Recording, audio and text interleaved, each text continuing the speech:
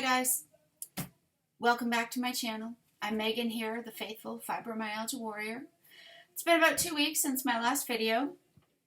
In case anybody wondered what was up or what was happening, I'm here. I've been busy I'm working through now my level 4 modules for my certification. So that's kept me fairly busy, but also, to be completely honest and real with you, just been really feeling exhausted, really tired lately. Now, I was trying to convince myself the reason for my tiredness was because, I wasn't sleeping well at night. And some of that's true, although I'm usually asleep in bed and asleep around 10. And even if, the dog, there he is, there's one of them. Even when the dog wants out at 3 or 4 in the morning, usually he'll go right back to sleep. So that really wasn't the full picture, because I would then get another 4 hours of sleep. So I was usually getting 8 or 9 hours of sleep every night, all told, and only a short interruption, as I say, to let that one out or the other dog. But what I've been finding, and what I've had to really look at and realize and accept about myself, is that in spite of being carnivore for 3+ years, my anxiety is still a part of my life. Now, it is not crippling and debilitating to the same extent that it once was, thankfully. I think a huge part of that is the fact that I've gotten all the crap food out of my diet. So I know if I wasn't eating carnivore, that would be even more extreme. I'd have even more irritability. I'd have even more brain fog. I would have even more just stressors from all the inflammation in my body. But what I've come to realize is that my anxiety is with me. It's part of me. It doesn't define fully who I am, obviously. And I know that my anxiety can lead to triggering my bulimia or my disordered eating if I'm not careful. And that can, of course, snowball down into my depression, which I've been diagnosed with already before. Now, there are people in this space who will, sharing about how they have cured their anxiety and their bipolar and and honestly, if that is actually true, if they've fully cured it or at least put it into remission, that is amazing and that is a blessing. I feel as though for the most part, my depression is, I don't know if it's cured, because I have that kind of brain where I don't naturally produce enough serotonin and dopamine, which was, again, I was diagnosed and assessed by a specialist who explained this to me. So whilst I've not been on medication, I've not needed medication for my depression, thank goodness. And again, it's more like for me, it falls more into a meh feeling. I'm just like, I don't care. I don't know. I don't want to, do I want to watch a movie? Do I not? Do I want to read? Am I going to do schoolwork? Maybe. Do I want to okay, I'm here. As you can see, my hair is wet. I'm showered. I'm dressed. I'm ready for the day. For me, that's a win, because there would be times where I didn't even feel like I could manage that. I might have pushed myself through, but I didn't feel like getting up and getting dressed for the day. So the fact that I'm here and I'm dressed and I'm facing the day, that's a good sign. But I've had crippling and chronic anxiety since I was a child, okay? It wasn't until 2012 when I went in to speak to somebody about my bulimia that I was formally diagnosed with generalized severe anxiety, and that was the major trigger for my bulimic behavior, and when I was younger, my anorexic behavior. Okay, so I know that, and I wanted to share this because I don't want anybody thinking, oh my gosh, she's carnivore, she has no anxiety, she's got no depression, she never struggles with bulimic thoughts, with wanting to restrict or feeling like, oh, I got to lose just that little bit more, and why can't that be just a little bit smaller, and how do I lose just a little bit more? No, I do struggle with those things. Some days they all sort of pile on in my head, and I may not acknowledge them out loud, and I may try to push through them and not deal with them. And other times when they get really, when those, I think of it as like having these tentacles, these dark, almost like vines, tentacles or vines even, that creep into my brain. And if I'm not careful, they sprout, they flourish, and all of a sudden I'm tangled in my own thoughts and my own self-doubt. And my self-worth goes down, my self-esteem goes down, my image of what I think I look like versus what I actually might look like in the mirror is all out of whack. And those same things that would have destroyed me years ago start to creep in. Now, eating a good carnivore, animal-based diet, where I've kept all this processed crap out and the fog and the inflammation, that does help. And I thought something was wrong with me because, hey, I felt so great. I was able to come off my antidepressants. My pain has reduced so much. I've been able to come off. I'm off all of my pain medications, which is amazing, and have been now for 4 or 5 months, as well as the antidepressants. And then it's not that I felt low or depressed, but I noticed more, it became more noticeable that my anxiety would sometimes spike because I would feel it more quickly without the other, what do they call it?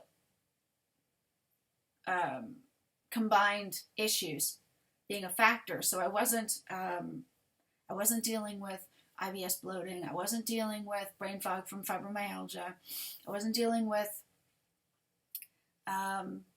anything else that could explain the symptoms other than the anxiety. And for a while I started to think to myself, well, I must be failing as a Christian, surely, because I'm still feeling this way. And that's, you know what?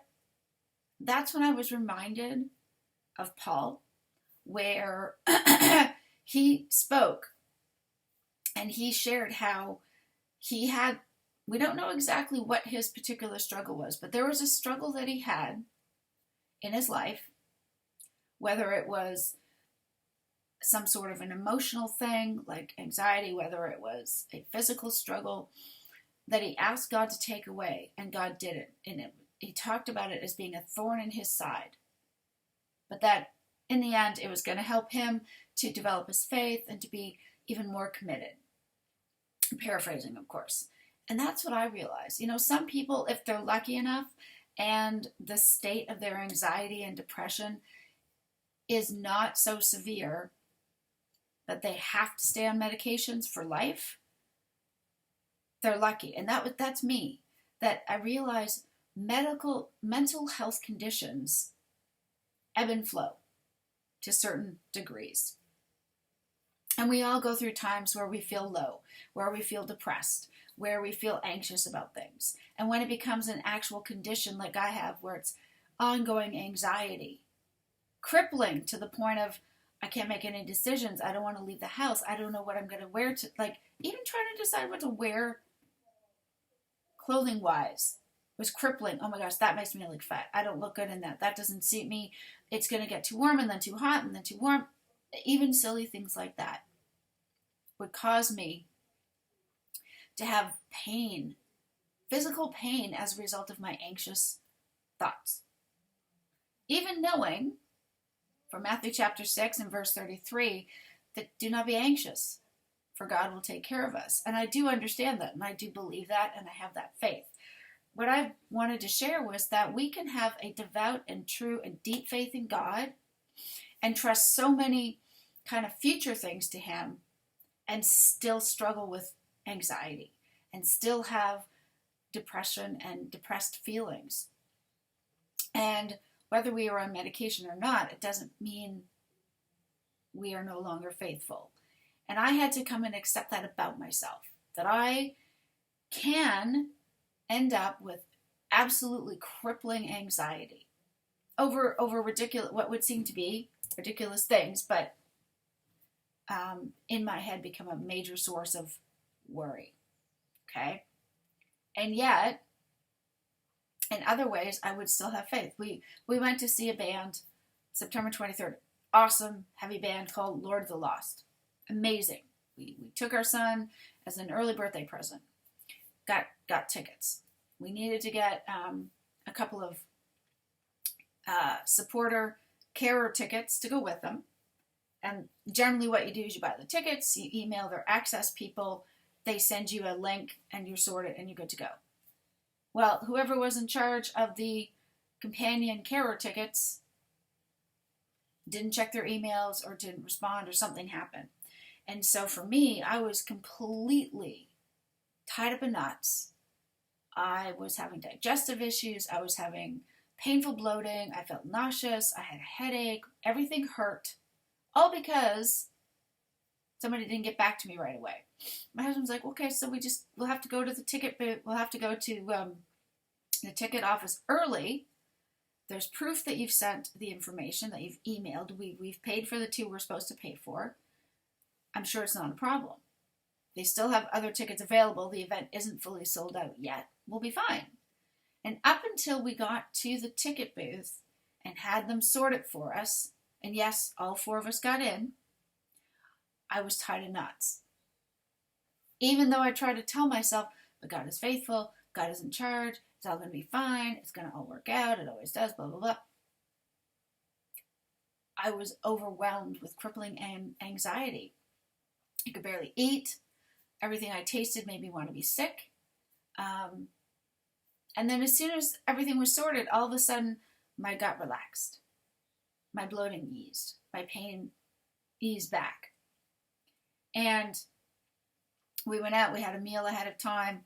We had a friend join us later. We had a great night. And everything worked out fine. And why do I share that? Because as much as I got up here, God was in control. And even to some extent here, that, yeah, I'm sure it'll be fine. And I had to just accept that, yeah, it's going to be okay. Until I actually had all the passes that we needed in my hands,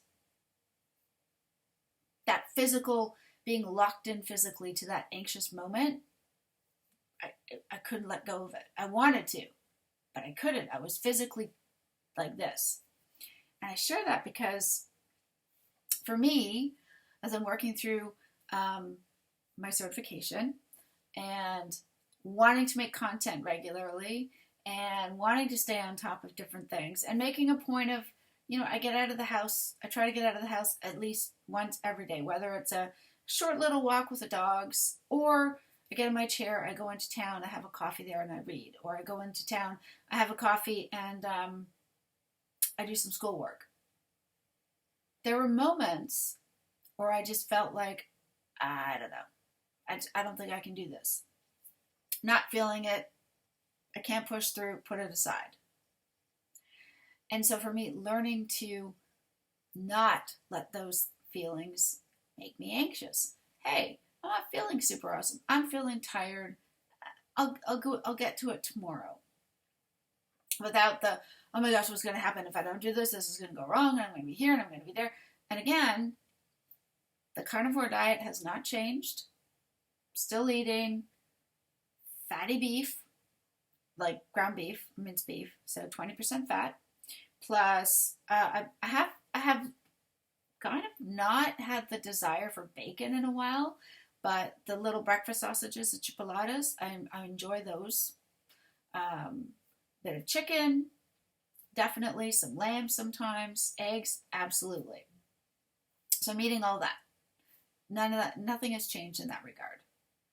What I had to realize was that, first of all, mental well-being and mental health are 2 different things. And you can be diagnosed with mental health conditions and still have a positive sense of well-being. So like again, I have been diagnosed with chronic generalized anxiety, with significant depression, and with bulimia and disordered eating. I've been officially diagnosed with those things. But most days, especially over the last 3 years, following carnivore diet, getting all the inflammatory, garbage processed food and crap out of my diet has massively helped with my inflammation and my chronic pain levels. And so that's been a big help. But realizing that I may always have these mental health conditions, but that doesn't mean I can't have a positive well-being. It doesn't mean that just because I can really struggle, and for me it is primarily anxiety, which, like I said, can then trigger disordered eating and bulimic patterns, and that can then lead to the depression. I'm aware of this, and while I may never be 100% cured, I definitely feel like I'm on such a good path to recovery. So I thought, it doesn't recover me and I never have any thoughts or struggles again. No, clearly not. But it means that I'm finding ways to cope. I'm finding better ways to manage when I do have anxious moments. And yes, as a Christian, faith in God, meditation, prayer, all key.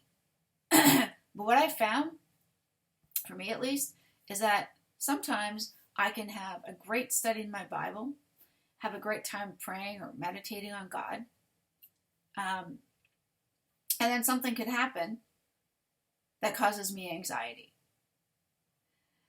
And for me, and what I've learned is when I feel anxious, I have to actually go back again in prayer and cry out and say, God, please take this anxiety away from me. Please help me to trust. Please don't let me feel this way. And there have been times where I've gone into, like, nobody else is in the house, or I'm in the room with the door shut. I might get down on my knees and loudly cry out. Because it's like I'm screaming in my head, but unless I let myself scream out loud or express things out loud, it just stays trapped in there. I think it's one of those things where there will always be vines. This is my image. I don't know. It's like there are these thought vines that, for me at least, and maybe this is true for other people who deal with anxiety, depression, eating disorders, bipolar disorder, maybe even schizophrenia, where it's like these vines or these tentacles run through our brain and have all these, some of them are positive thoughts, a lot of times it's negative thoughts, and they grow up fast. And if we're not actively cutting them back or keeping them trimmed down through some sort of physical movement, through eating a diet that's healthy, that gets rid of inflammation and brain fog and all those other things, then they'll just grow. And the more they grow, the thicker they get, the harder they are to get rid of.